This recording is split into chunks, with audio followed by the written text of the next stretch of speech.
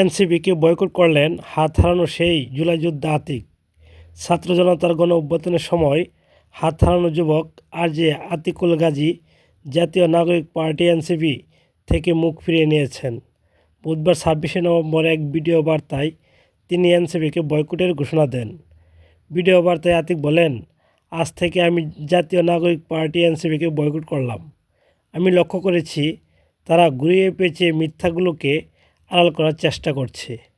তিনি অভিযোগ করেন, এনসিপির মতো প্রকাশ্যে স্বাধীনতার কথা বলেও বাউল সরকার আল্লাহ তাআলাকে নিয়ে কটূক্তি করা তার অবস্থান স্পষ্ট করেনি।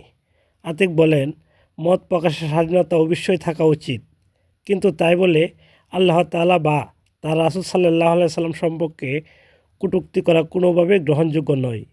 একজন মুসলিম ঘরের সন্তান হিসাবে আমি এটি মেনে নিতে পারি না।